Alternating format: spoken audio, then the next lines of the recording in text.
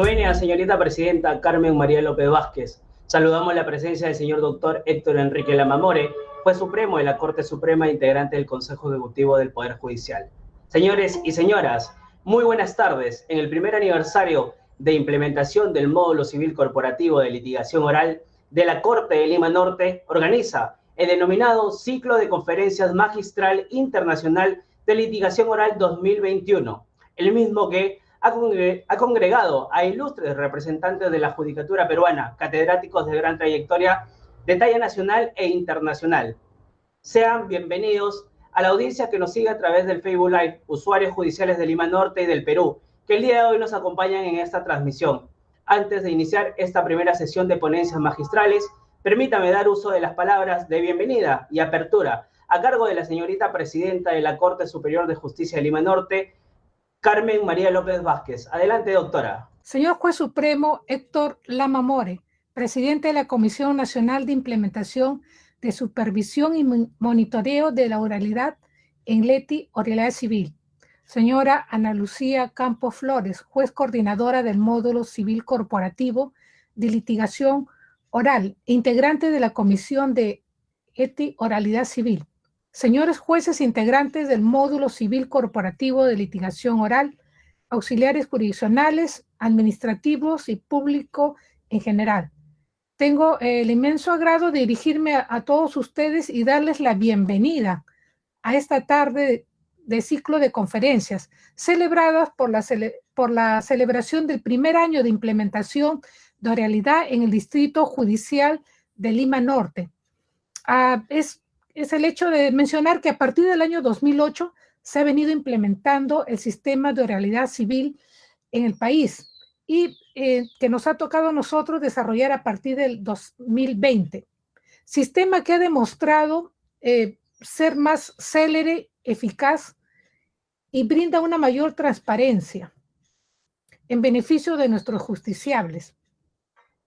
El sistema de oralidad no solamente implica que se dé prioridad a las actuaciones judiciales orales frente a las escritas, sino que esto solamente es un aspecto del cambio procedimental. Además, debe tener en cuenta que se aplican los principios de inmediación, concentración, sencillez, celeridad y publicidad.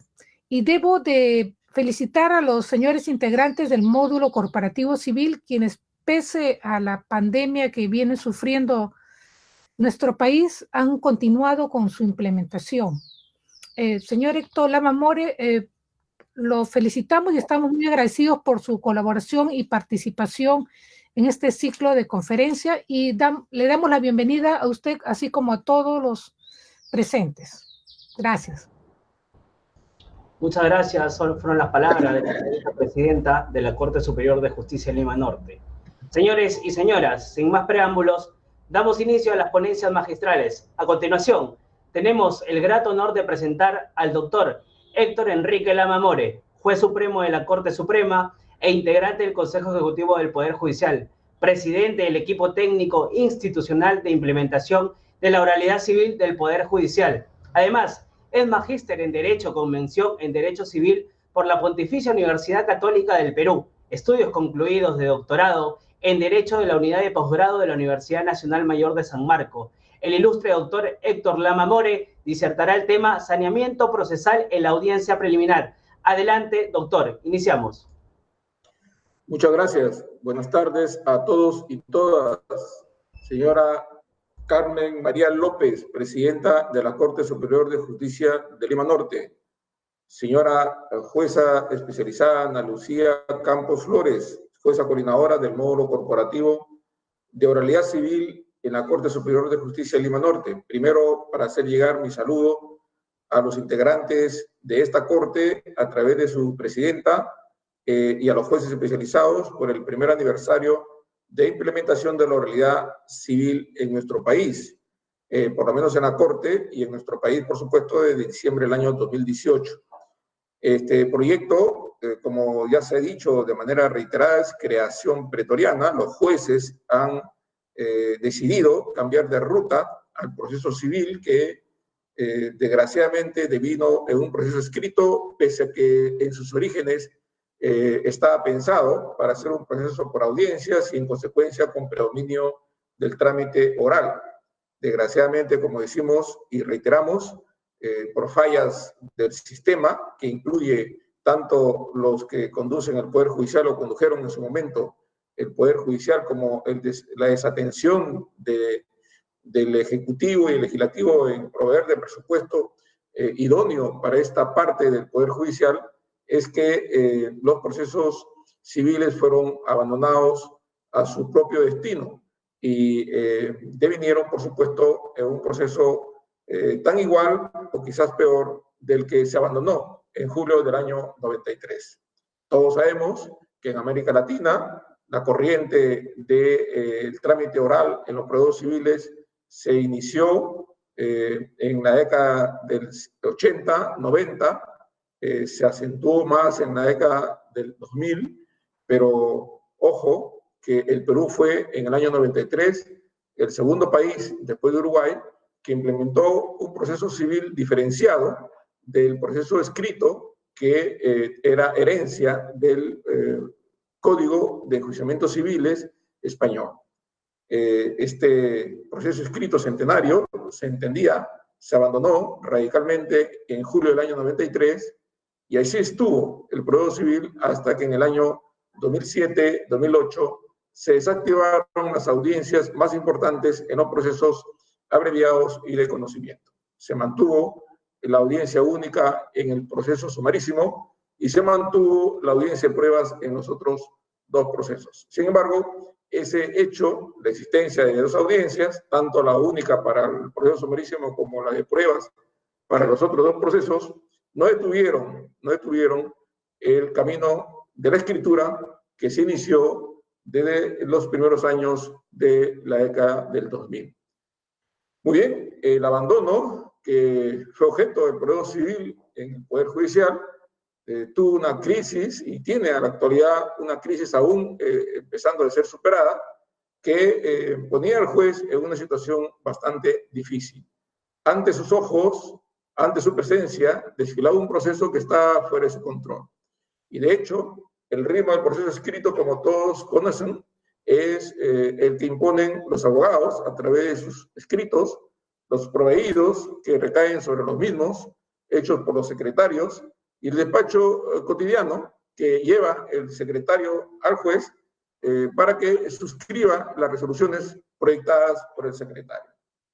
El juez no se involucra en cada uno de los expedientes, por lo menos en este procedimiento escrito, sino que se entera de cada uno de ellos cuando va a sentenciar, pero durante la tramitación del proceso es un personaje completamente extraño, abstencionista, distante y que no conoce más que incidencias del mismo cuando éstas llegan al despacho para la firma correspondiente. Bueno, los jueces, conscientes de que este fenómeno tiene que cambiar, decidieron retomar los elementos centrales de las normas que estaban vigentes del año 93, pero desactivadas, como decíamos hace un momento, y reinstalar no dos audiencias como estuvo en su primer momento, sino con una sola audiencia, que es la audiencia preliminar. La audiencia preliminar es en realidad el centro, el pivot de la reforma propuesta por los jueces y que actualmente se implementa a nivel nacional. Las 34 Cortes Superiores de Justicia de la República han decidido incorporarse a este proyecto de llevar adelante los procesos civiles bajo el cauce de la oralidad. 13 de esas cortes ya tienen implementadas la oralidad al interior de cada una de ellas. Una de estas cortes es precisamente la que celebra su primer aniversario el día de hoy. Muy bien, el tema que se me ha encargado de exponer es el saneamiento procesal en la audiencia preliminar. Decíamos hace un momento que la audiencia preliminar es una audiencia generada por los propios magistrados, incorporada en una resolución administrativa dictada por el Consejo Ejecutivo ya hace un par de años, pero modificada en el año 2020, la resolución administrativa 015-2020 del Consejo Ejecutivo del Poder Judicial establece el reglamento para los módulos corporativos de litigación oral. En esta norma se incorpora la audiencia preliminar, pero no en el aire, porque el propio Código Procesal Civil lo permite. Voy a dar lectura a una parte de este reglamento que da lugar a la aparición de esta audiencia preliminar. Dice la audiencia preliminar o de esclarecimiento de hechos, precisamente lo que dice la norma procesal civil invocada por el Consejo Ejecutivo, es la diligencia convocada al amparo del artículo 51, inciso 3 del Código Procesal Civil, que permite por lo menos 6 actuaciones al interior de esta audiencia. El primero de ellos es el contacto inicial con los justiciables, escuchando los hechos contenidos en los escritos de demanda y contestación, y con ello la identificación del fondo de la controversia, que se conoce como alegato de apertura. En segundo lugar, la posibilidad de que esta controversia pueda solucionarse mediante la conciliación o una forma de autoposición del conflicto. Tercero, la depuración de los defectos impeditivos, es decir, establecer si el proceso está habilitado por un pronunciamiento sobre el fondo, es decir, que la relación jurídica procesal se encuentre válida entre las partes y el órgano jurisdiccional, a lo que se conoce como el saneamiento procesal. En cuarto lugar, la propuesta de puntos controvertidos por las partes y la que el juez fija, por supuesto, escuchando a las partes sobre esta materia. Fijado los puntos controvertidos o lo que se conoce como hechos controvertidos, el juez inicia la depuración de la prueba, es decir, estableciendo qué prueba es la pertinente, qué prueba es la que debe rechazarse y qué prueba es la que debe actuarse. Esta es la oportunidad en la que el juez decide disponer la actuación de pruebas de oficio si es que él la considere apropiada, ¿no? A esto se le conoce como el saneamiento probatorio. Y finalmente, la convocatoria a la audiencia de pruebas o, de ser el caso, la disposición de juzgamiento anticipado, que como sabemos es probable que en la propia audiencia preliminar pueda dictarse sentencia si es que no hay necesidad de actuación probatoria en una nueva audiencia, una audiencia de pruebas, o porque los documentos son suficientes, los que se encuentran en autos, que le permitan convicción para decidir la controversia, o porque se trata de un proceso en el que el debate es de puro derecho. Bueno, esta es la audiencia preliminar, en realidad no es una invención del juez peruano. La audiencia preliminar se encuentra prevista en el Código Procesal Civil Modelo para Iberoamérica, instalado, llevado adelante por el Instituto Iberoamericano de Derecho Procesal, que esto fue objeto de redacción por este instituto en la década del 80 y que fue publicado, por supuesto, en América Latina, y en la década del 90 gran parte del contenido de este Código Procesal Civil Modelo es tomado por el legislador peruano y se promulga en julio del año 93 el Código Procesal Civil peruano, tomando las instituciones que se encontraban en este código. Pero en nuestro país no se incorporó la denominación de audiencia preliminar, pese a que el Código Procesal Civil Modelo sí contempla la audiencia preliminar de manera expresa. Bueno, ahora nosotros, un poco mirando hacia esta propuesta para América Latina del Código Procesal Civil para Iberoamérica, se toma el concepto de la audiencia preliminar. Los autores de este código señalan que la idea de la audiencia preliminar es tomado del sistema anglosajón, que antes de la audiencia de juicio, que ellos le llaman el trial, o el trial, hablando de manera literal en castellano, había la etapa previa a esta audiencia de juicio, que ellos le llaman el pretrial, que es, digamos, los actos preparatorios de la audiencia de juicio. Leída literalmente, se ve que este pretrial es el paso previo a la audiencia de juzgamiento. Bueno, eso es lo que toma para América Latina el Código Procesal Civil Modelo. Y el proyecto de reforma del Código Procesal Civil peruano, que está ya redactado, este proyecto, y se encuentra publicado en la página web del Ministerio de Justicia, contempla el retorno a la oralidad, incorporando precisamente esta famosa audiencia preliminar. El reglamento del módulo corporativo de litigación oral introduce la audiencia preliminar, acabamos de leer su contenido, pero hay un artículo que específicamente señala en qué ítems se ubican estas partes de la audiencia preliminar.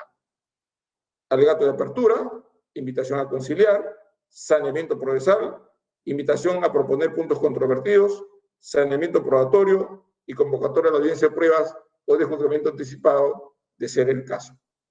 Se discute mucho si es posible o es válido o es correcto introducir alegatos de apertura en audiencia preliminar, porque se entiende que los alegatos de apertura tienen que estar en la audiencia de pruebas, o la audiencia de juicio, o la audiencia de juzgamiento.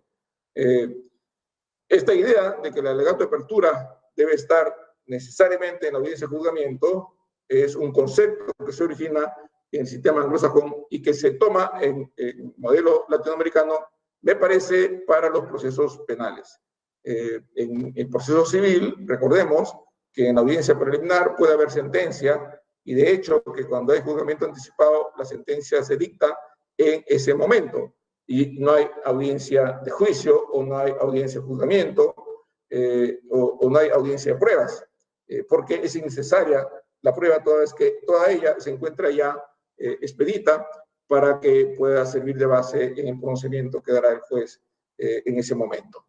Entonces, siendo que las actuaciones que se van a generar en la audiencia preliminar requieren de que el juez conozca íntegramente el conflicto, para los fines de llegar, de ser el caso, a sentenciar, es que se introduce en esta audiencia preliminar los famosos alegatos de apertura. Hay, por supuesto, quienes opinan que no debería estar ubicado ahí, que debería estar ubicado en la audiencia de pruebas, pero creo que es un asunto que no tiene que estar necesariamente cuadriculado en un esquema petrificado, sino que debemos aprovechar al máximo estas figuras para que el juez, en el momento en que tenga que sentenciar en la audiencia preliminar, pueda conocer las famosas teorías del caso de las partes procesales. Pero lo que nos ubica ahora es que en esta audiencia preliminar el juez tiene que establecer el saneamiento procesal, que es el tercer momento de esa audiencia preliminar. El saneamiento procesal, en realidad, está previsto en el Código Procesal Civil desde el año 93. Es un filtro que no existía en el Código Procesal Civil, el Código de Procedimientos Civiles, el centenario Código de Procedimientos Civiles que estuvo vigente del año 1912 a 1993. El Código Procesal Civil, el actual Código Procesal Civil, la norma vigente del Código Procesal Civil, en el artículo 465, regula el saneamiento procesal. Y voy a dar lectura a esto porque nos va a permitir, digamos, tener una claridad de la figura que vamos a comentar ahora. Esta es una exposición que, si bien es cierto, toma tangencialmente el tema de la audiencia preliminar, porque es el escenario donde el juez actúa para establecer si el proceso está habilitado o no para un procedimiento sobre el fondo. El artículo 465 vigente señala lo siguiente: tramitado el proceso conforme a esta sección y atendiendo a las modificaciones previstas en cada vía procedimental, el juez de oficio, y aun cuando el emplazado haya sido declarado rebelde, expedirá resolución declarando, primero, la existencia de una relación jurídica procesal válida. Ahí aparece una expresión importante que tiene que ver o está vinculada íntimamente con el saneamiento procesal, la famosa relación jurídica procesal. El legislador dice que para que pueda continuarse en las siguientes etapas del proceso, es necesario establecer que la relación jurídica procesal sea válida. Y se utiliza esta expresión, relación jurídica procesal. Muy bien, si la relación jurídica procesal es válida, entonces continúa el proceso. O si la relación jurídica procesal no es válida, hay nulidad y consiguiente conclusión del proceso, si es que esta relación jurídica procesal tiene invalidez insubsanable. Y ahí, por supuesto, el juez tiene que explicar por qué razón no puede subsanarse los efectos de esta relación jurídica procesal. Seguimos con la relación jurídica procesal. Y en tercer lugar, el juez podría conceder un plazo si los defectos de esta relación jurídica procesal fueran subsanables, según establecido en cada vía procedimental. Todo gira, como podrán darse cuenta, en torno a la relación jurídica procesal. La figura de la relación jurídica procesal es incorporada en nuestro país recién en el año 93 con el Código Procesal Civil peruano. No existía. En el Código de Procedimientos Civiles anterior, decíamos hace un momento, vigente desde el año 1912, no existía. Ni en el Código de Enjuiciamientos Civiles español, que estuvo también implementado en sus aspectos fundamentales en nuestro país, tampoco lo preveía. Es un filtro importante para evitar que el Estado peruano o las partes soporten un proceso innecesariamente cuando este proceso no tiene la capacidad jurídica como para poder generar un pronunciamiento sobre el fondo del asunto. ¿Por qué es importante que este saneamiento procesal se dicte en audiencia preliminar? Porque lo que hace, según el Código Procesal Civil actual, lo que hace el juez es emitir una resolución en las 4 paredes de su despacho con el secretario y luego de un tiempo notificarla, ¿no es cierto? Es decir, en secreto, reservadamente, en la soledad del despacho judicial. La diferencia es que en audiencia preliminar esta decisión se adopta abriendo la puerta, convocando a las partes, escuchando a las partes por el juez, escuchando sus fundamentos, si es que él tiene algunas dudas, interrogándolas para efecto de tener una idea más cabal o completa sobre los elementos importantes que tienen que ver con la relación procesal materia de análisis en ese momento. Esto proporciona transparencia porque las partes se enteran directamente de boca del juez de manera inmediata la decisión respecto a los elementos que tienen que ver con la relación jurídica procesal y además permite la celeridad porque cualquier escrito que se presente en ese interín, todos ellos son atendidos directamente en la audiencia y el juez se pronuncia sobre las incidencias que pudieran generarse en esa parte del saneamiento o las objeciones que pudieran plantearse en esa parte del saneamiento en la misma audiencia. Es decir, se facilita una concentración de actos procesales.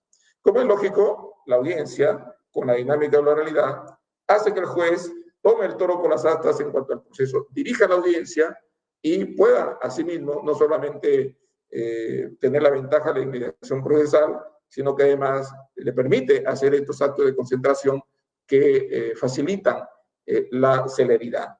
Se ahorra tiempo, se ahorra recursos humanos, recursos logísticos, y se decide sobre el momento en la misma audiencia. Entonces, ya el juez no resuelve el saneamiento procesal en la soledad de su despacho, distante de las partes, directamente posturas o sus propuestas que en ese momento se tramiten de manera recíproca. Esa es la ventaja de la audiencia preliminar y esa es la ventaja de la oralidad, ¿no? Muy bien, decíamos hace un momento que el saneamiento procesal tiene que ver con la relación jurídica procesal. ¿Y qué cosa es la relación jurídica procesal?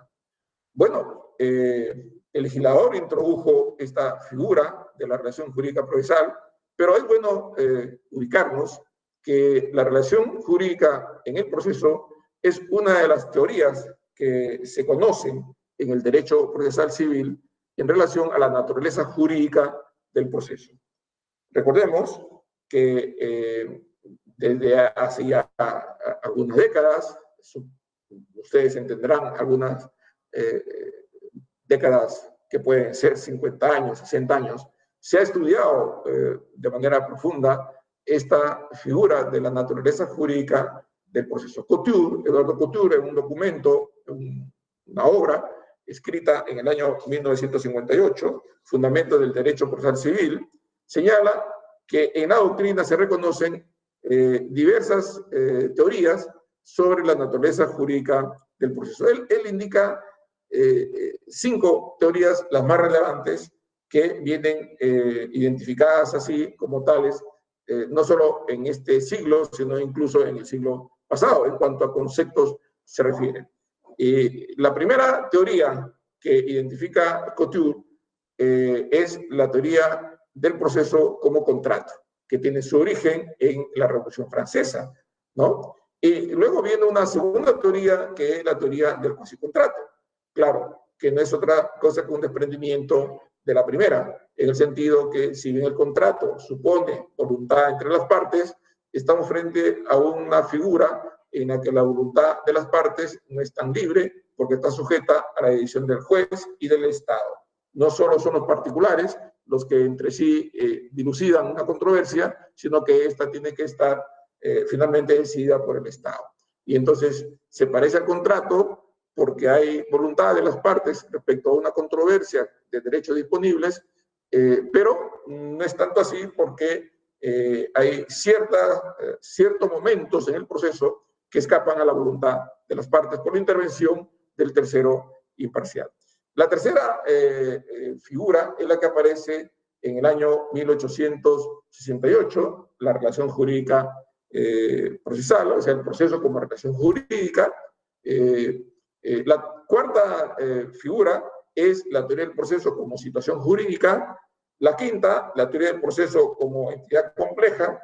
Y la sexta, que señala Couture, es la teoría del proceso como institución. Esta última propuesta por Jaime Guas, que es un procesalista español, recientemente, ¿no? Recientemente, pues hace unos 30 o 40 años, porque la teoría de la relación jurídica es del siglo XIX, de la segunda mitad del siglo XIX. De todas estas teorías del proceso, de la naturaleza jurídica del proceso, se ha tomado o se reconoció como la más importante, la trascendente, aceptada así mayoritariamente por la doctrina procesal, es la del proceso como relación jurídica. ¿Por qué es importante esta teoría?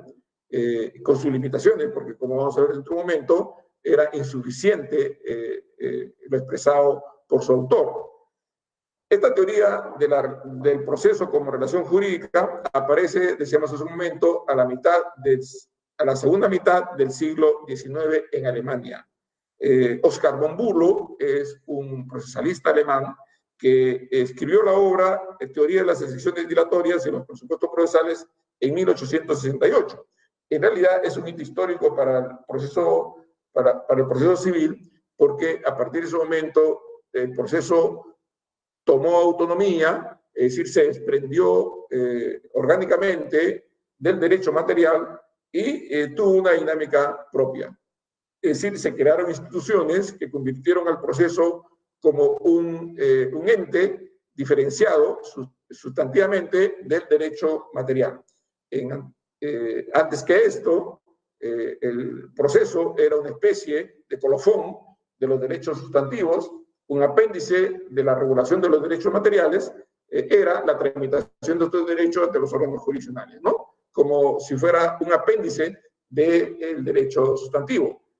A partir de la teoría del proceso como relación jurídica descubierta o propuesta por Oskar von Bülow, el proceso toma una dinámica propia. Es decir, ya se dice que el proceso se convierte en un proceso con ciencia y organicidad propias. ¿En qué consiste esta teoría del proceso como relación jurídica? Bülow sostiene que existe una relación jurídica entre los sujetos que intervienen en el proceso, entre el juez y las partes demandante y demandado. Comentando esta teoría, Couture señala que estos sujetos procesales, juez y partes, investidos de poderes determinados por la ley, actúan en vista de la obtención de un fin, es decir, la solución de la controversia.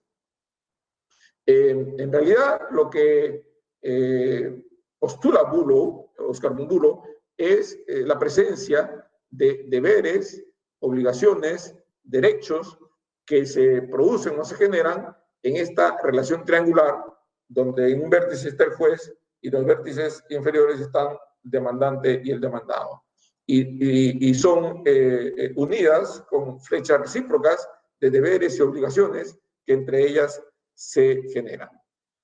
Pero esta teoría que surgió en la segunda mitad del siglo XIX y que fue rápidamente aceptada en Europa por los procesalistas de entonces, fue duramente criticada, es decir, fue bastante contrapuesta con argumentos muy sólidos, muy compactos, por otro alemán, otro procesalista alemán, James Goldsmith, que propuso la teoría de la situación jurídica, que es la siguiente, después de la que acabo de mencionar. La teoría de la situación jurídica en realidad revolucionó el concepto del proceso. El proceso visto como relación jurídica era un proceso estático, ¿no? Es decir, era un proceso que miraba hacia adentro, hacia el interior de lo que se debate o se discute en ellas. Y los elementos que aseguran la existencia de esta relación jurídica son los llamados presupuestos procesales. Oscar Monbulo dijo que para que pueda haber un proceso válido, la relación jurídica entre el juez y las partes tiene que ser una relación jurídica válida. Y para que exista una relación jurídica válida, tiene que haber competencia del juez, tiene que haber capacidad de las partes y la demanda tiene que cumplir los requisitos indispensables para la obtención de sus finalidades. Muy bien, esta crítica que hace James Goldsmith en su obra El Derecho Procesal Civil, publicado en la década del 20, de 1920, va casi a la yugular de esta teoría de la relación jurídica. Él llega a afirmar con contundencia que la relación jurídica, la teoría de la relación jurídica, del proceso como relación jurídica, es falsa, dice Goldsmith. Sostuvo que el origen de las obligaciones y derechos respectivos del juez, de las partes, no puede encontrarse en la relación jurídica procesal, pues ahí donde se indica que recaen obligaciones de la referida relación jurídica, deberá entenderse con exactitud cargas procesales. Y lo que se entendía por relación jurídica era que las partes están obligados a contribuir con el juez para que la solución del conflicto responda a la realidad de los hechos. Es decir, hay una especie de deber de colaboración para aportar al juez todos los elementos necesarios que le permitan la solución del conflicto de manera idónea. Y Oscar Monbulo, que sostiene esta teoría de la relación jurídica, señala que en virtud de esa relación jurídica el juez tiene que emitir un fallo. La obligación de fallar, según Bulo, nace de la relación jurídica y el derecho y el deber que tienen las partes de contribuir para que el juez tenga el conocimiento completo de la problemática en debate y de esta manera pueda sentenciar lo más cercano posible a la realidad, surge de la relación jurídica. Goldsmith dice no, el deber de sentenciar, el deber de fallar del juez no nace de la relación jurídica, nace de la obligación que tiene el juez por mandato constitucional y en todo caso es una relación de tipo política con el Estado con los ciudadanos y el Estado. No es la relación jurídica procesal la que impone el deber de fallar al juez. Es el instrumento constitucional, es la relación política entre los ciudadanos y el Estado, resumida en la Constitución, que dispone que el juez tiene que resolver el conflicto. Y en cuanto a las obligaciones que las partes tienen de contribuir para que el juez resuelva, llevando los elementos necesarios para su pronunciamiento final, dice Bulo, eso no son obligaciones, esas son cargas. Y las cargas procesales constituyen el mandato imperativo del interés propio del interesado, en este caso de la persona o de la parte. Si es necesario determinada actuación procesal que permita llevar al juez los fundamentos de su postura, y esta no se hace, no es que se esté incumpliendo un deber, sino que se está afectando el mismo, porque el único afectado de esa omisión es el que omite realizar determinado acto procesal o adopta una conducta contraria a su propio interés. Se dice que cuando hay obligación es porque el interés es de terceros o es de la comunidad. Las personas se obligan frente a terceros o se obligan frente a la comunidad. No se obligan para sí. Cuando el interés es propio, dice Goldsmith, es carga procesal. Si hay que apelar y no apela, el único que se perjudica por la no apelación es el que no apela.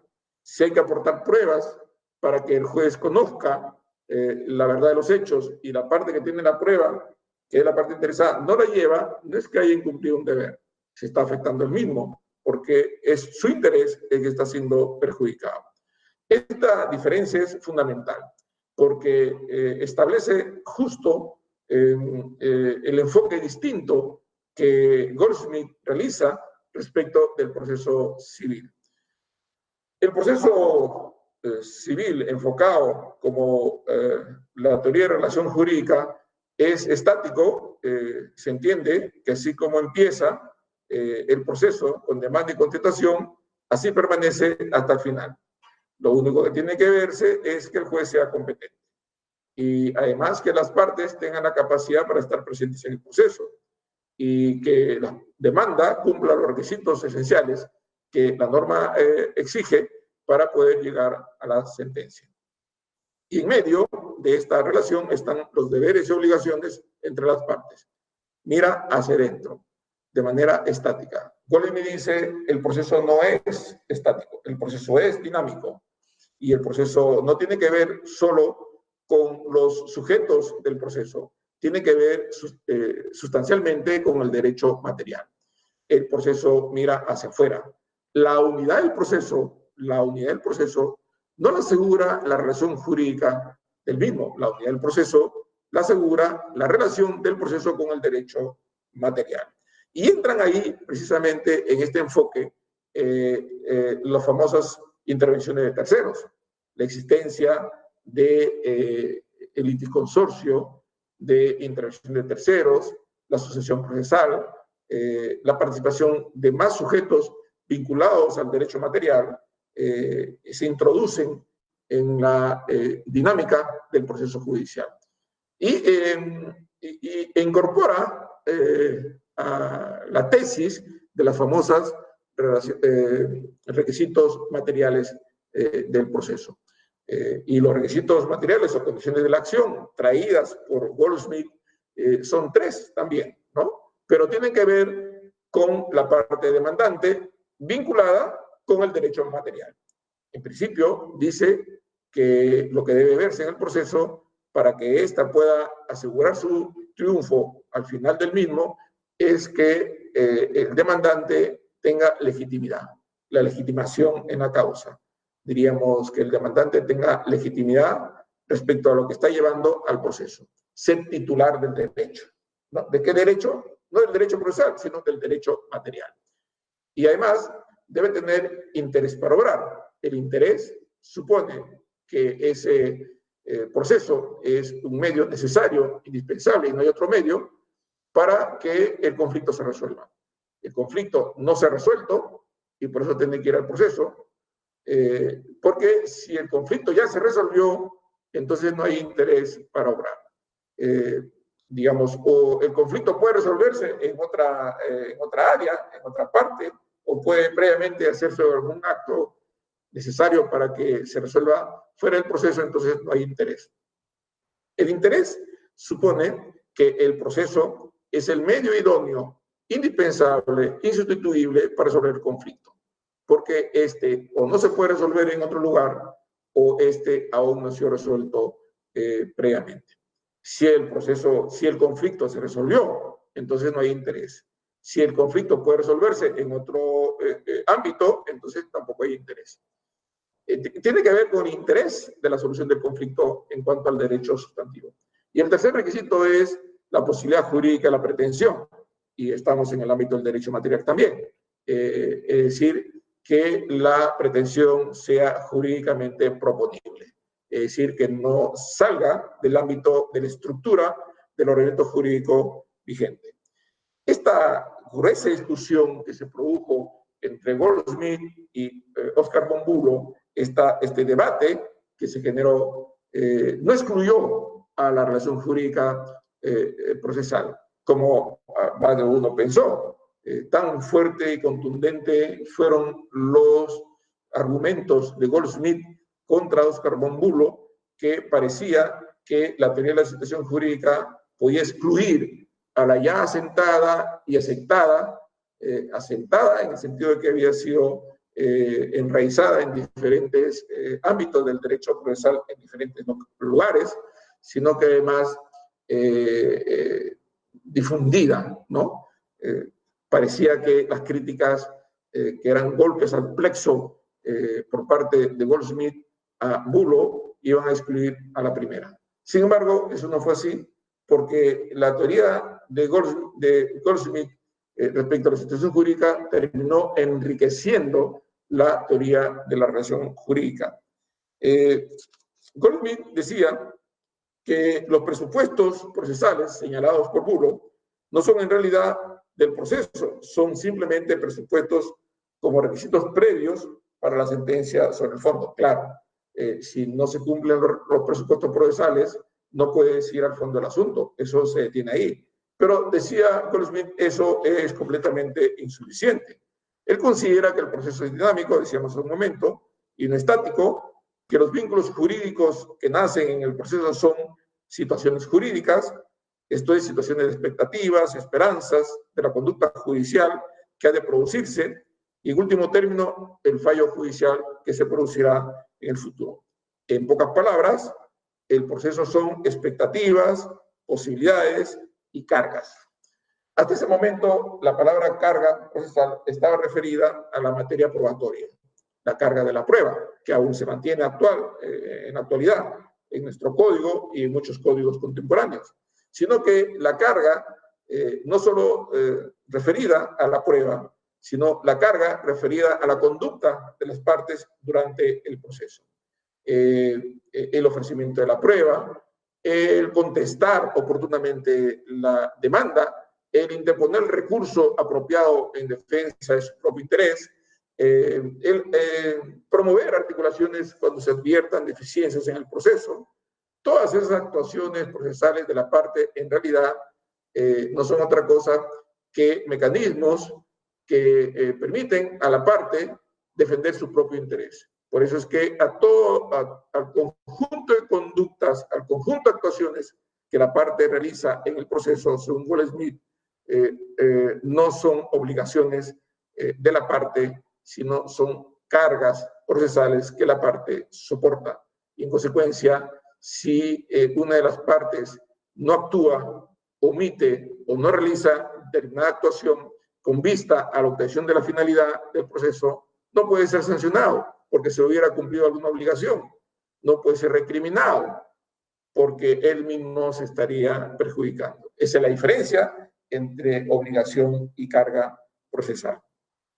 Pero miren ustedes cómo las corrientes procesales de estos años hicieron que los aportes de Goldsmith con su teoría como situación jurídica, del proceso como situación jurídica, terminaron incorporándose a la teoría de la relación jurídica procesal. Vicente Alcalá Zamora Castillo ha precisado, comentando la teoría de Goldsmith, que el concepto de situación jurídica se diferencia del de relación procesal en que éste no se halla en relación alguna con el derecho material, que constituye el objeto del proceso, mientras que aquel que designa la situación en que la parte se encuentra respecto del derecho material.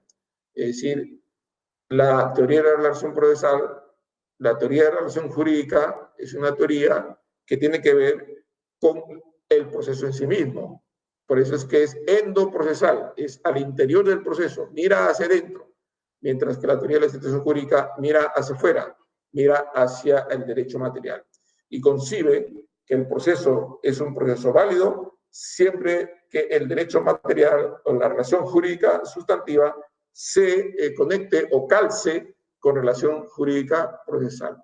En otras palabras, si el demandante, si el sujeto tiene un derecho y su contraparte en materia sustantiva le incumple o por lo menos no cumple con su obligación y esto va a juicio, el acreedor es el demandante y el incumpliente o el que infraccionó la obligación va como demandado. Esta coherencia entre la relación jurídica sustantiva y la relación jurídica procesal es la que constituye uno de los aportes más importantes de Goldsmith al proceso civil. Goldsmith dice que resulta innecesario recurrir al concepto de relación procesal para asegurar la unidad del proceso, ya que tal unidad viene predeterminada por el derecho material, objeto de las referencias en las situaciones jurídicas que surgen del proceso. Efectivamente, Goldsmith terminó, el aporte de Goldsmith, es decir, la teoría del proceso como institución jurídica, terminó siendo aceptado por quienes postularon y se adhirieron a la teoría de la relación jurídica procesal. Así lo expresa Calamandrei.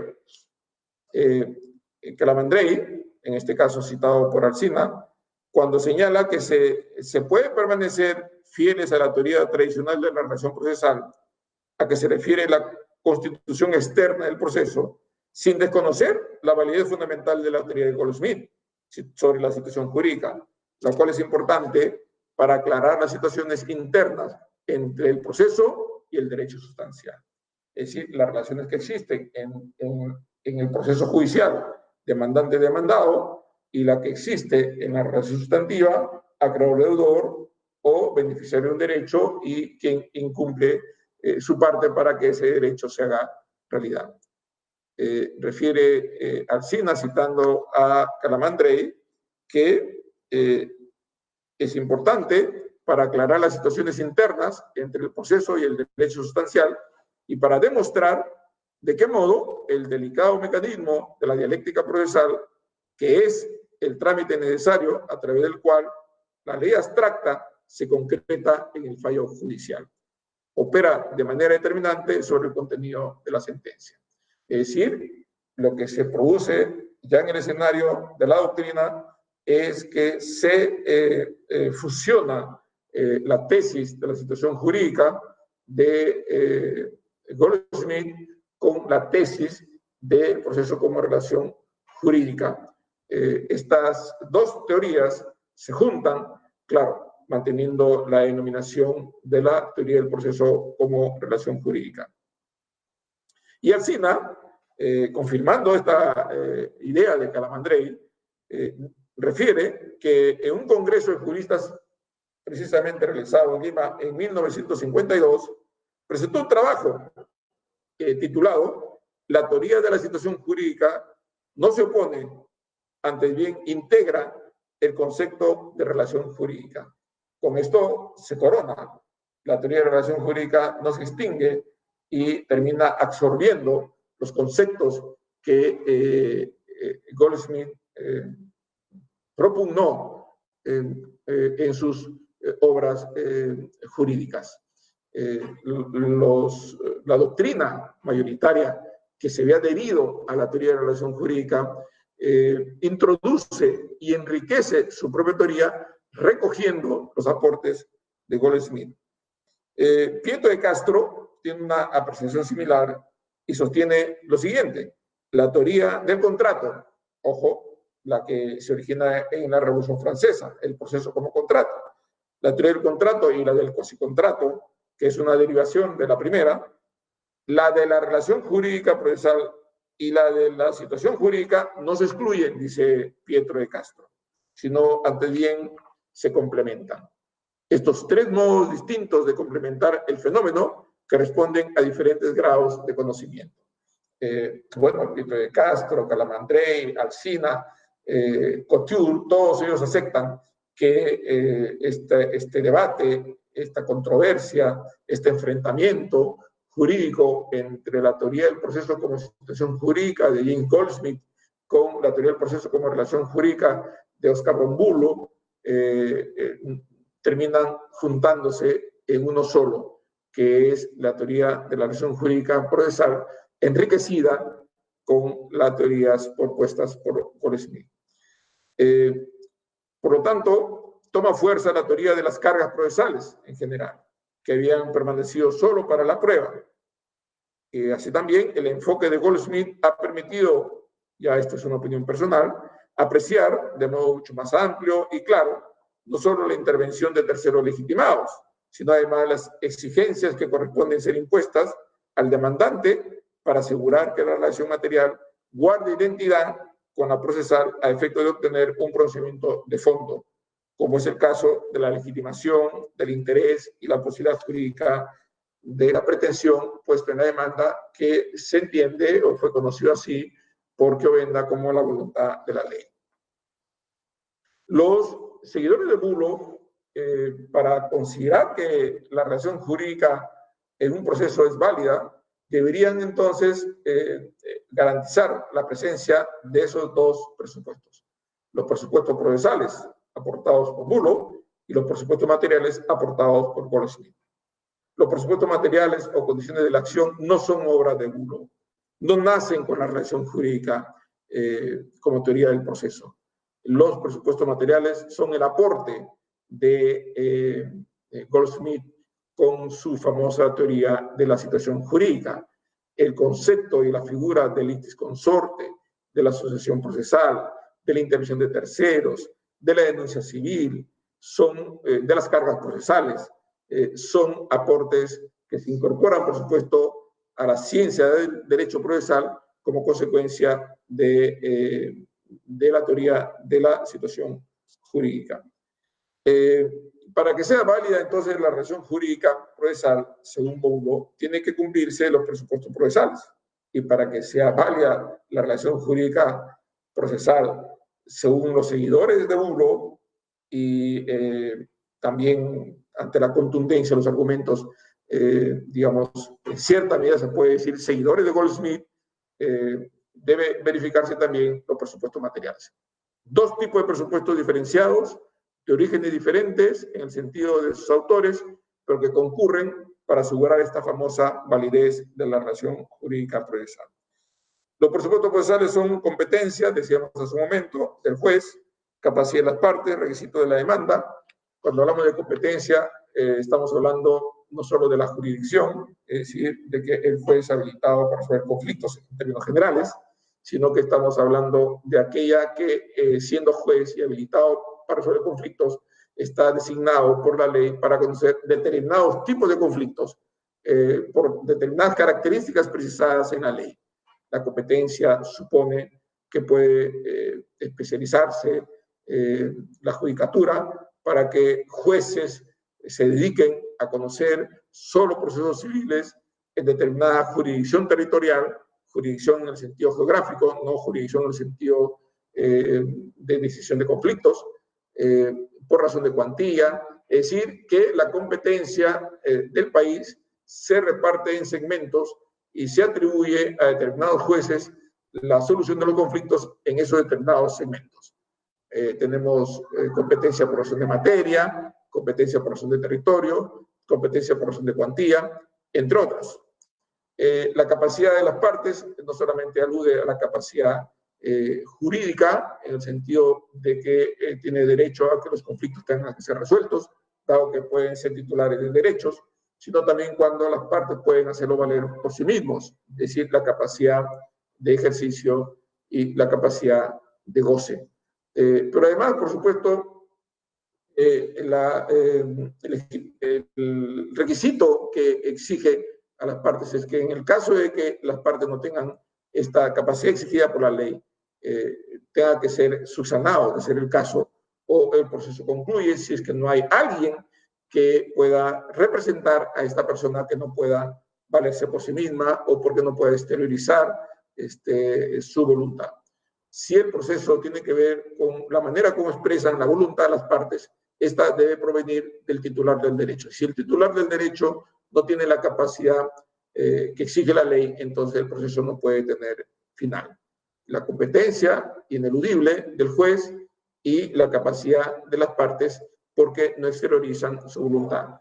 Y sin duda, los requisitos de la demanda que tienen que ver con la exigencia de una pretensión claramente delimitada, con los fundamentos que dan sustento a esta pretensión y con la prueba que corresponde acreditarla para que el juez finalmente pueda convencerse sobre los hechos alegados por las partes.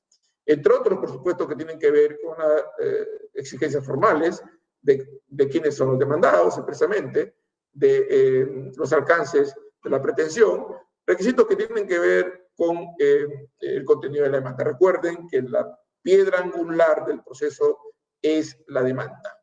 El demandante tiene la libertad de iniciar el proceso judicial, preparar su demanda con tiempo, mientras que el demandado, notificada que sea la demanda, tiene un plazo corto, relativamente corto, para poder defenderse.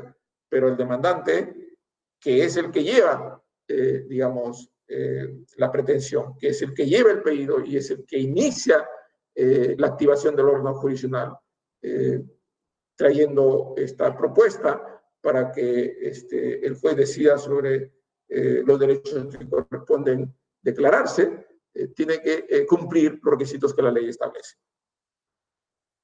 Bueno, estos son los presupuestos procesales y por supuesto materiales que se exigen para que esta relación jurídica procesal sea válida. Y en cuanto a los presupuestos materiales, decíamos hace un momento, tiene que ver con la legitimación, con el interés y con la posibilidad jurídica de la pretensión.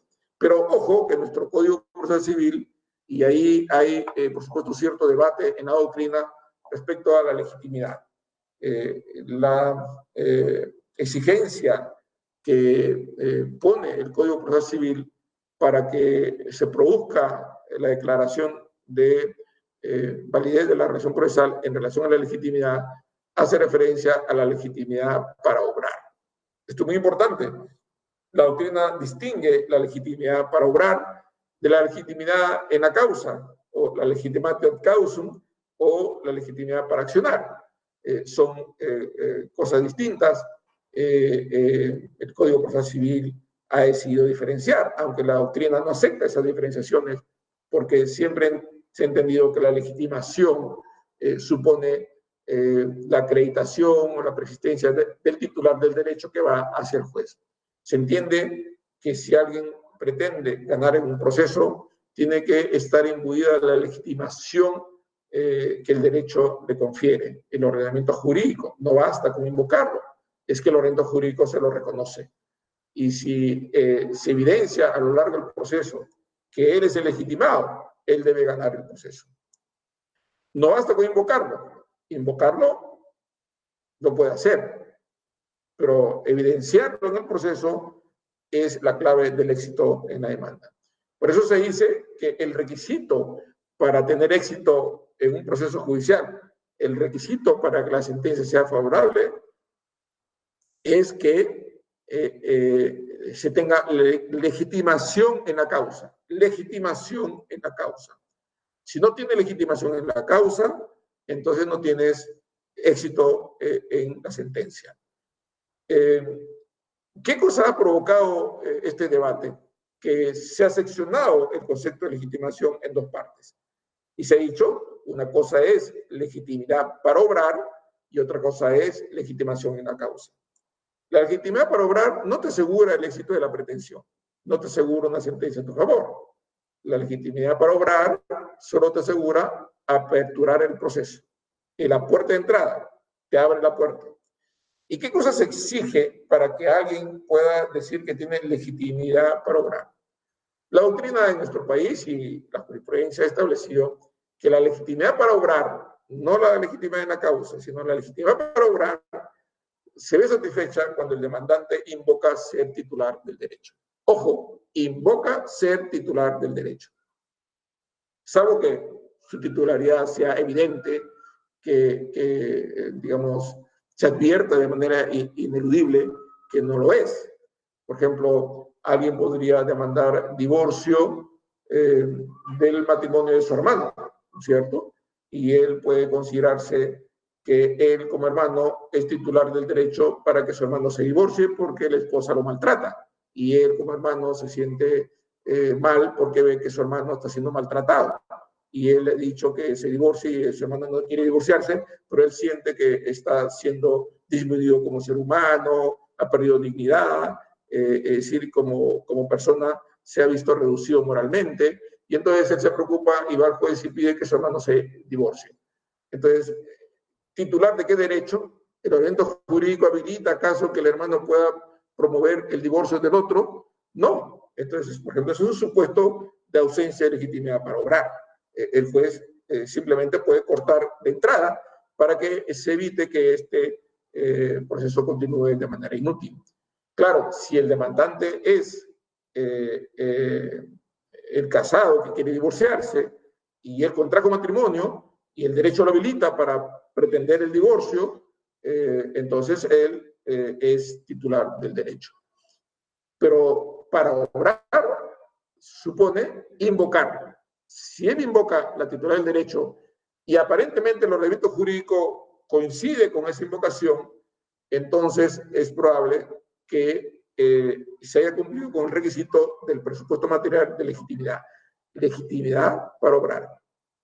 ¿Asegura eso acaso tener éxito en la sentencia? No, porque para tener éxito en la sentencia es necesario acreditar que tu legitimación es en la causa, en el derecho sustantivo, en lo que está, en lo que subyace al proceso.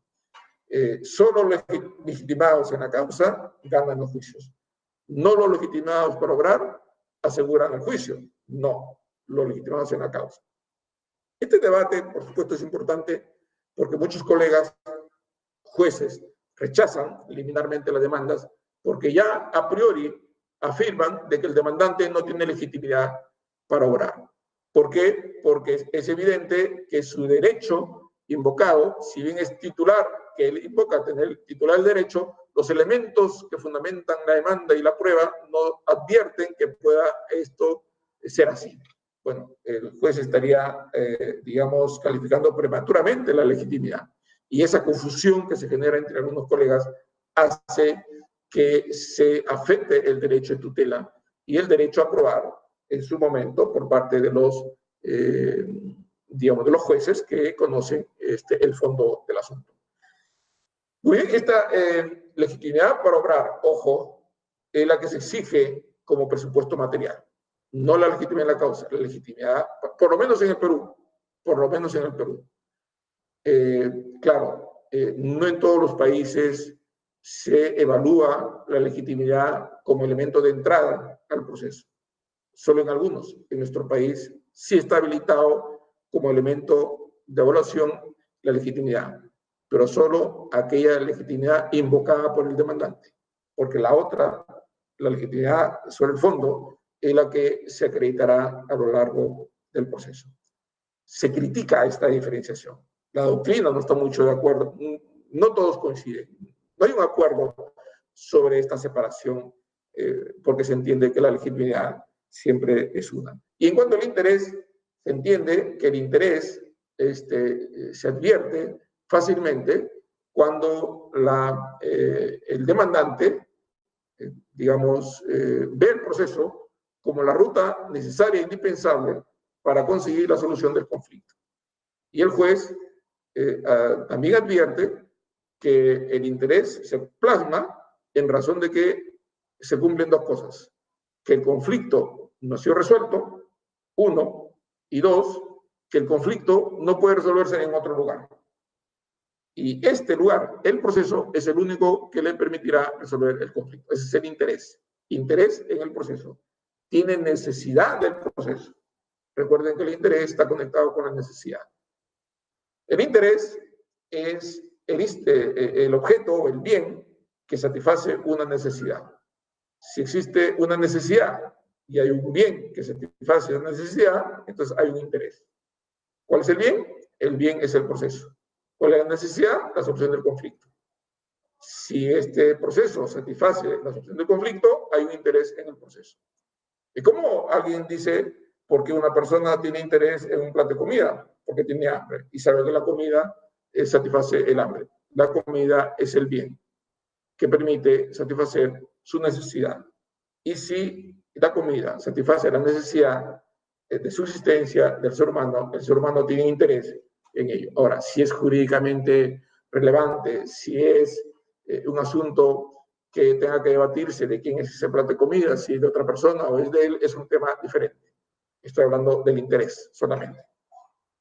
Y la posibilidad jurídica de la pretensión supone que la pretensión tiene que ser admitida por ordenamiento jurídico. Nadie puede pretender que se declare dueño por prescripción o propietario por prescripción de la Plaza de Armas, ¿no? De Lima. Porque la Plaza de Armas de Lima es un bien de dominio público. Entonces, los bienes de dominio público son imprescriptibles. Entonces, esa pretensión es jurídicamente imposible. Bueno, entonces estos requisitos que se plantean en el artículo 427 del Código Procesal Civil, que habilita al juez rechazar liminarmente la demanda, que entra al análisis de oficio de estos elementos, evitan que el proceso se inicie de manera inútil. Ojo, sin embargo, es importante señalar que para que un juez rechace liminarmente una demanda, invocando cualquiera de la inexistencia de cualquiera de estos requisitos, tiene que ser dramática, es decir, es la excepción. Hay que tener cuidado porque el rechazo liminar de la demanda puede afectar el derecho de tutela judicial efectiva en cuanto a acceso, que es un derecho fundamental. No solamente es un derecho previsto en la Constitución Política del Estado de nuestro país, sino que es un derecho humano.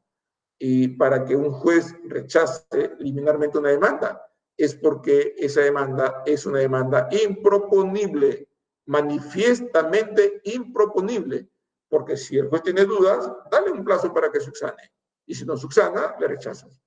Pero tienes que darle la oportunidad para que aclare, precise o exponga, digamos, un nivel de mejor alcance de su demanda o el texto de su pretensión. Si el juez advierte que es una demanda, que es un desastre jurídico, que no cumple los elementales requisitos que se imponen en la relación jurídica procesal, vale decir requisitos procesales, presupuestos procesales y presupuestos materiales, él rechazaría. Yo diría que es un acto de excepción, no es la regla. Desgraciadamente, estamos un poco mal acostumbrados y rechazamos la demanda liminarmente porque también está paja. Porque no trajo el original de un documento, sino que trajo fotocopia, rechazan la demanda. Entonces, hay cortes en las que el 30% de demandas son declaradas improcedentes liminarmente. El 30% de demandas declaradas improcedentes liminarmente es una exageración. O los abogados tienen que volver a la universidad o el juez está exigiendo cosas que no corresponden ser exigidas en esta etapa. Recordemos que la ausencia de estos requisitos tienen que ser manifiestas. Las causales de procedencia tienen que ser evidentes, no tienen que ser dudosas, aparentemente posibles, que puede discutirse, etcétera, porque en cuyo caso sí tendría que admitirse y luego dilucidarse si corresponde o no declarar el derecho. Estas son actuaciones de oficio del juez. Son las que se inician en la calificación de la demanda. Ojo, que en el Código de Procedimientos Civiles anterior, esta figura de calificación jurídica de la demanda era inexistente. No había ese filtro. Nunca se conoció que una demanda propuesta bajo la regla del Código de Procedimientos Civiles haya sido rechazada o declarada improcedente o inadmisible liminarmente. Jamás. Demanda que entraba, demanda que se emitía. Y con una línea. Traslado de la demanda en la vía ordinaria, que era casi un decreto, no era un auto, un decreto. Y el proceso se iniciaba. Bueno, ahora hay la posibilidad del filtro, que es el saneamiento procesal, y que tiene que ver con la relación jurídica procesal. Aparte de estas revisiones que hace el juez de oficio, hay, por supuesto, habilitada la parte, los cuestionamientos a esta relación jurídica planteada por el demandante. De manera adicional, entonces, a la depuración que hace el juez, las partes pueden llevarle ante el juez objeciones a esa relación jurídica a través de dos mecanismos. que son las excepciones procesales que tienen que ver estrictamente con la estructura de la relación jurídica procesal y de las defensas previas, que en realidad las defensas previas tienen que ver con el derecho material, ¿no? Pero las que tienen que ver con los cuestionamientos a la relación jurídica son las excepciones procesales. En esas defensas que hace la parte demandada, o la demandante cuando el demandado reconviene, es decir, puede ser que la demanda, digamos, se inicie contra el demandado, y puede ser que el demandado reconvenga y dirija una demanda contra el demandante. Es decir, si hay reconvención, pueden haber excepciones del demandante contra la reconvención y excepciones del demandado contra la demanda, o contra los fundamentos de la demanda. Y claro, se van a observar en el fondo objeciones a estos presupuestos. En gran parte de estos presupuestos, digamos, materiales y procesales se encuentran presentes en las excepciones promovidas por el demandado. Nuestro código reconoce 13 excepciones procesales. Están detalladas en el artículo 446 del Código Procesal Civil. Y se podría decir que hay, no voy a hacer el análisis de cada una de ellas, porque nos llevaría mucho tiempo, y desgraciadamente el tiempo no nos ayuda mucho. Sí voy a hacer algunos comentarios sobre las excepciones, algunas, las más importantes, que creo es relevante conocerlas. Primero, que hay dos tipos de excepciones, se conocen, las llamadas, así se han reconocido en la doctrina, las excepciones procesales dilatorias, que son aquellas que permiten subsanar los defectos denunciados por la parte contraria, es decir, se denuncian objeciones o ausencias de ciertos requisitos o presupuestos procesales o materiales, y estos defectos pueden subsanarse. El proceso se suspende hasta que se subsane. A estas excepciones, un sector de la doctrina las ha identificado como las dilatorias, mientras que las otras, que son las perentorias, son las que, de admitirse, concluyen el proceso. Oscar von Bülow se refería a las excepciones dilatorias, no a las perentorias, la relación jurídica procesal y las excepciones dilatorias. Las conclusivas del proceso suponen que los defectos son insubsanables, ¿no? Es decir, se denuncia un defecto y estos no pueden subsanarse. Se declara fundada la excepción de prescripción, el proceso concluye. Si se declara fundada la excepción de caducidad, el proceso concluye. Si se declara fundada la excepción de cosa juzgada, el proceso concluye. Estas excepciones son conclusivas, son las llamadas perentorias, cuyos defectos son, como decía hace un momento, insubsanables.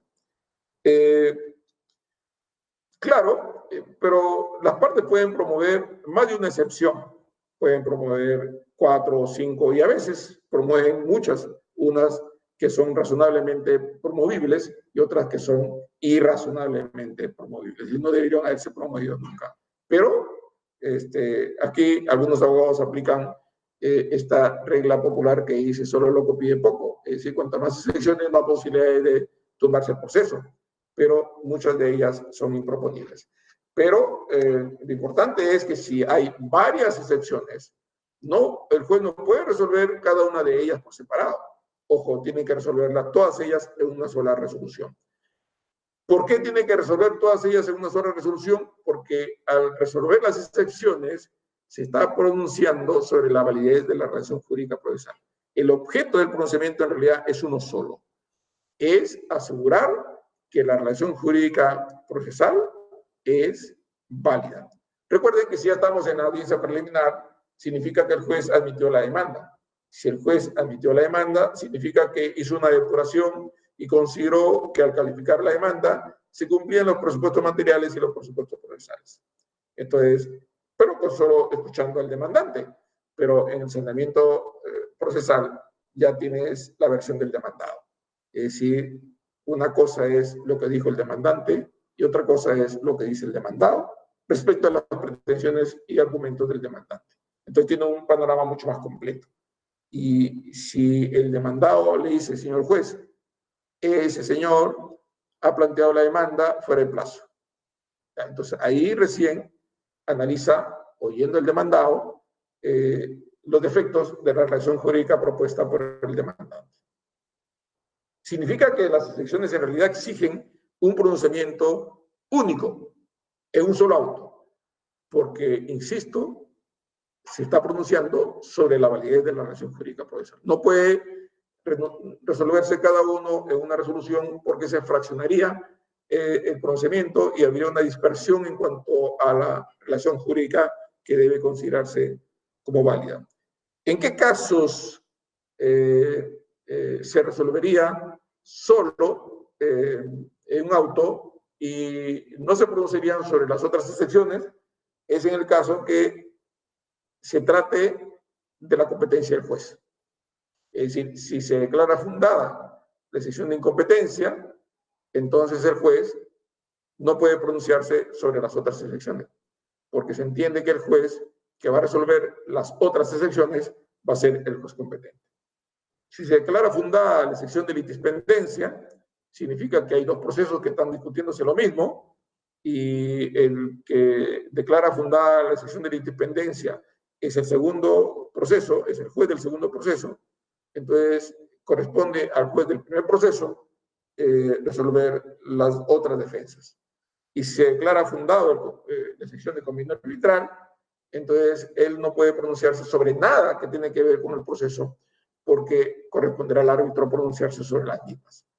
Entonces, salvo esos casos en los que tiene que ver que el juez no puede conocer el proceso, es que él no se pronuncia sobre las otras excepciones.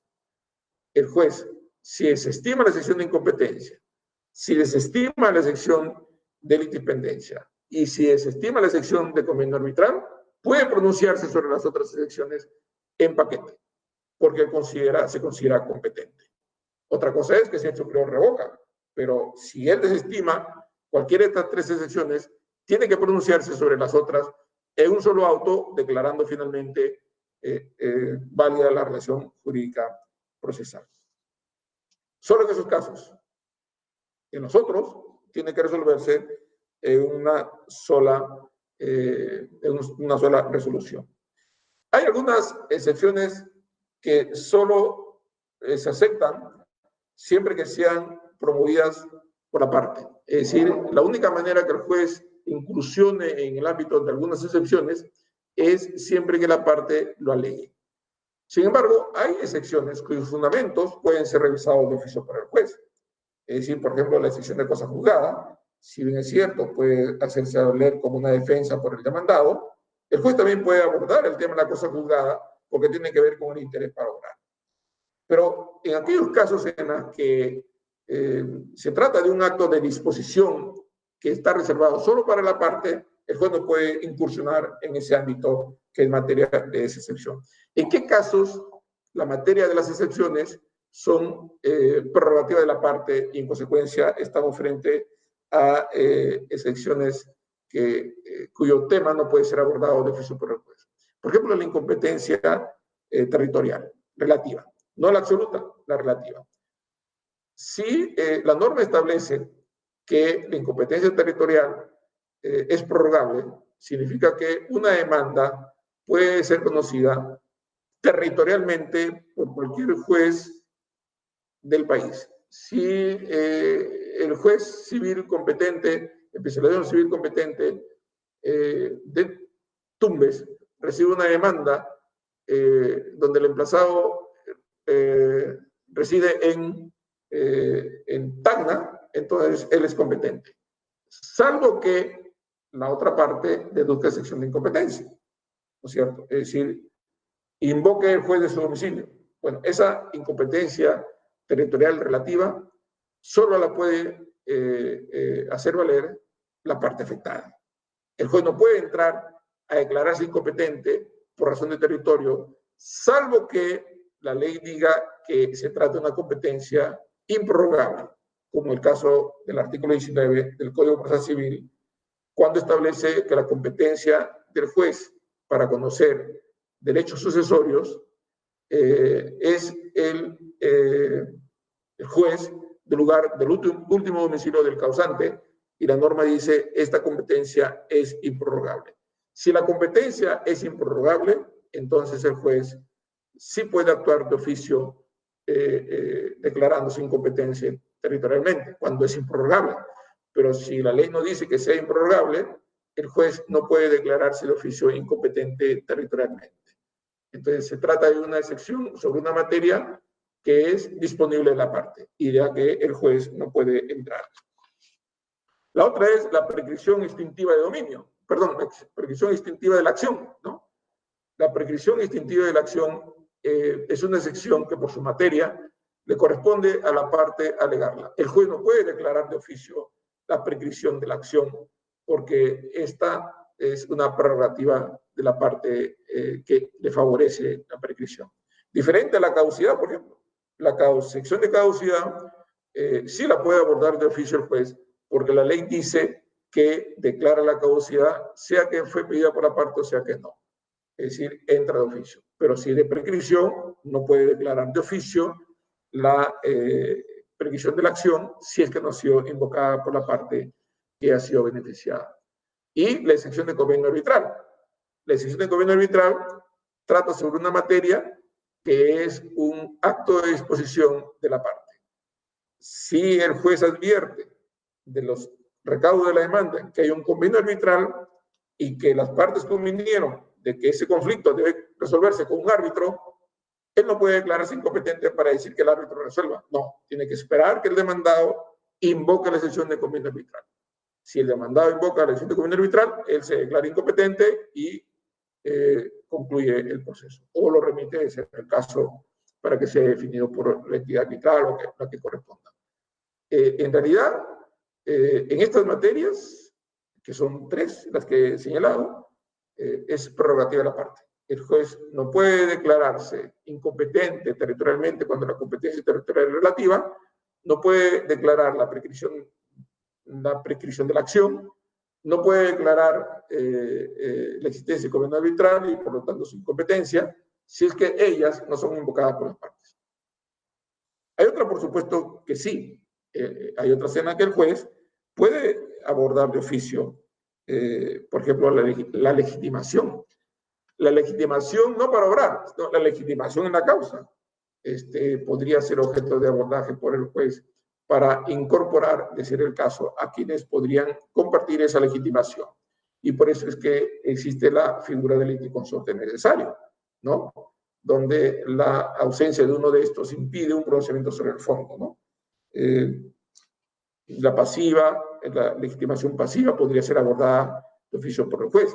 La cosa juzgada material es una figura que también permite al juez introducirse, aun cuando no ha sido invocada, si el juez descubre que hay un proceso en el que el mismo conflicto, la misma pretensión fue ya resuelta, entonces él no puede resolver de nuevo. Esa cosa juzgada es una manifestación de falta de interés para obrar. Recuerden que hemos dicho que la falta de interés para obrar es por 2 razones. La falta de interés para obrar es porque el conflicto se resolvió o porque hay otro lugar, otro escenario donde puede resolverse el conflicto. No es el proceso el medio idóneo para resolver el conflicto. Si ya se resolvió, hay cosa juzgada. Y si hay cosa juzgada, entonces no puede haber un nuevo pronunciamiento jurisdiccional sobre algo que ya se decidió. También la litipendencia. Si hay 2 procesos, si se inicia un proceso con una pretensión y luego se inicia otro con la misma pretensión, entonces hay litipendencia.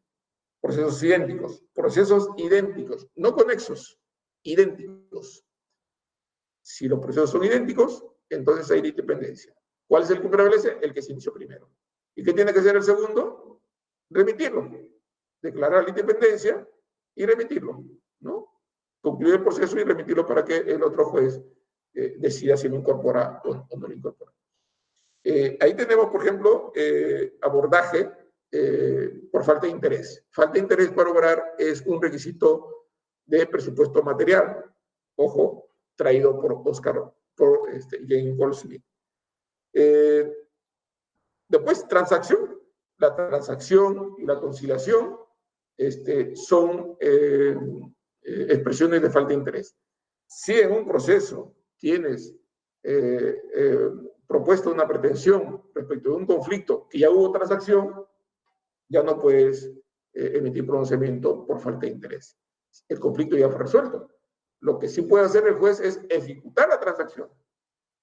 Sin duda, tú puedes ejecutar la transacción como título ejecutivo si es extrajudicial y como si ejecutaras una sentencia si es una transacción homologada por el juez, ¿no? La transacción extrajudicial puede ser promovida como excepción. Bueno, en medio de un debate muy grueso, el primer pleno casatorio civil declaró como precedente vinculante que la transacción extrajudicial puede ser promovida como excepción. No está catalogado entre las 13 excepciones previstas en nuestro código. No hay un ítem que diga transacción extrajudicial. No hay. Lo que hay es conclusión del proceso por transacción o conciliación. Lo que se supone que la transacción se ha producido intraproceso. Pero si la transacción es extraproceso, o sea, antes que se inicie el proceso, resolvieron el conflicto, no había, por supuesto, en el catálogo de secciones, no estaba la sección de transacción extrajudicial. El Pleno incorporó un decimocuarta excepción, la transacción extrajudicial, excepción de transacción extrajudicial, ¿no? Porque hasta ese momento solo había excepción de conclusión del proceso por transacción y conciliación. Y ojo, para que se diga conclusión del proceso por transacción o conciliación, supone que había proceso y dentro de ese proceso transigieron o dentro de ese proceso conciliaron y el juez homologó. Por eso es que la transacción homologada o la conciliación homologada por el juez se ejecuta como sentencia, mientras que la transacción extrajudicial se ejecuta como título ejecutivo. Es decir, es un título ejecutivo, como lo es la letra de cambio, como lo es el recibo de impago de renta, es un título ejecutivo y en consecuencia puede ser objeto de contradicción. Pero el cuarto pleno dijo que puede deducirse como excepción de transacción. En realidad, la transacción extrajudicial es falta de interés para obrar, en el sentido de que el conflicto se resolvió antes. Y vienes tú a que el juez lo resuelva algo que ya resolviste privadamente, porque se trata de derechos disponibles. Entonces, si se detecta la transacción extrajudicial en un proceso donde se revive el acuerdo judicialmente, el juez tiene que concluir el proceso. Concluir el proceso por falta de interés. Igual, si hubo desistimiento de la pretensión, hubo un juicio y el demandante se desistió no del proceso, sino de la pretensión, entonces el desistimiento de la pretensión opera como solución del conflicto, como si fuera infundada la demanda. En consecuencia, no puedes iniciar otro proceso. Y ahí, el juez, si detecta el juez que ha habido desistimiento de la pretensión, entonces debe concluir el proceso por falta de interés. Por falta de interés del demandante. Igual sucede con la conciliación. Si es un tema ya conciliado, porque tiene que someterse al juez el debate. Transacción y conciliación se ejecutan ante el juez, porque el conflicto se resolvió por acuerdo entre las partes, forma autocompositiva de solución. Si se autocompuso la solución del conflicto, no puede venirse a que se decida por un tercero imparcial. Yo creo que hay otras cosas más, por supuesto que el tiempo nos gana, se me ha conseguido una hora y minutos, ya van algunos más. Solamente quiero acotar lo siguiente. Hay, por supuesto, excepciones que pueden ser abordados, la materia de las excepciones pueden ser abordadas por el juez, como por ejemplo, excepción de oscuridad o ambigüedad en el modo de proponer la demanda. Es una excepción que tiene que ver con los requisitos de la demanda. Si hay oscuridad, si hay ambigüedad, si no hay claridad, el juez puede pedir que se aclare para poder tener una idea más completa sobre el escenario del conflicto. También, por supuesto, la representación insuficiente del demandante. Representación insuficiente del demandante. Si yo veo que el demandante viene con un poder que de la lectura del poder no lo habilita para interponer la demanda, yo primero tengo que decirle, venga con un poder que lo habilite, ¿no es cierto? Claro, si yo no lo detecto, el demandado puede decir excepción de representación insuficiente, pero una cosa es excepción de representación insuficiente del demandante y otra cosa es la representación insuficiente del demandado. Entonces alguien dice, ¿cómo el demandado mismo va a decir que él tiene representación insuficiente? No, la representación insuficiente del demandado es porque el demandante le atribuye al demandado una condición que él no tiene. Por ejemplo, le dice, tú eres, digamos, ejecutor del testamento, ¿no? Y él dice, yo no, porque ese testamento fue modificado. Entonces, él dice, me estás atribuyendo una representación que no tengo, ¿no? Entonces, como yo no tengo esa representación, deduzco excepción de representación insuficiente o defectuosa del demandado. Pero el efecto de la excepción de representación insuficiente o defectuosa del demandado es la conclusión del proceso, mientras que el defecto de la representación insuficiente del demandante es la suspensión del proceso para que traiga el poder suficiente que acredite su representación. Bueno, son escenarios diferentes, pero que es importante analizarlo. Mucha confusión ha traído esta figura de la excepción de representación insuficiente o defectuosa del demandado, ¿no es cierto? Que es diferente a la excepción de representación insuficiente o defectuosa del demandante, ¿no? Que son cosas diferentes, ¿no? Y los efectos, por supuesto, son diferentes también. Muy bien, quedan muchas cosas en el tintero, la verdad el tiempo nos ha ganado y reitero mis saludos al módulo corporativo de realidad civil por su aniversario. Muchas gracias. Muchas gracias, estimado doctor Héctor Enrique Lamamore. Antes de despedirlo como se merece, permítame en la rueda de preguntas cederle la palabra al doctor Gerardo Sánchez Portura, juez del Quinto Juzgado Civil, quien va a realizar la siguiente interrogante. Adelante, doctor. Buenas tardes, señor juez supremo, doctor Lamamore. En primer lugar, mi felicitación por la excelente exposición que acaba de hacer. La pregunta era nomás, mi estimado doctor, era de que en el supuesto de que se llegue a concluir que en efecto el actor ya su derecho, mejor dicho, ha sido producto de, o mejor, en otras palabras, ha caducado, lo que conlleva a que ese vínculo, esa relación jurídico-sustancial se ha esfumado, se ha desaparecido, ¿conllevaría también a que no posee interés para obrar o ya no posee legitimidad para accionar, mi estimado doctor? Bueno, la caducidad extingue el derecho y la acción. La prescripción extingue la acción, no extingue el derecho. Entonces, no tiene legitimidad ni menos interés, ¿no? Yo creo que en ese caso pierde, ya casi, es como si no fuera titular de ningún derecho, en consecuencia no tiene legitimidad y no teniendo titularidad tampoco tiene interés en el proceso, ¿no? Yo creo que, digamos, que primaría la falta de legitimidad, ¿no? Legitimación en la causa, ¿no? Ausencia de derecho. Por consiguiente, doctor, incluso en el supuesto de que yo como emplazado advierta que el emplazante ya no posee el derecho porque ya caducó, mejor no deduzco excepción de caducidad, sino podría deducir excepción de falta de legitimidad activa. Sí, pero digamos que la excepción de falta de legitimidad activa supone acreditar la ausencia de derecho que no es originaria sino por vencimiento de plazo. Digamos, tendría que ir por una ruta muy larga, pudiendo irla de frente con la caducidad. Podría hacerla, por supuesto, pero para poder declarar fundada la excepción de falta de legitimidad para obrar, tendría que acreditar que el derecho caducó, o sea que ya no tiene el derecho por efecto del plazo. No ausencia de titularidad originaria, sino como consecuencia de la inacción, ¿no? Muy agradecido, doctor. Gracias, Gerardo. Gracias, señor. Bien. Muchísimas gracias nuevamente al señor doctor Héctor Enrique Lamamore, juez supremo de la Corte Suprema, integrante del Consejo Ejecutivo del Poder Judicial.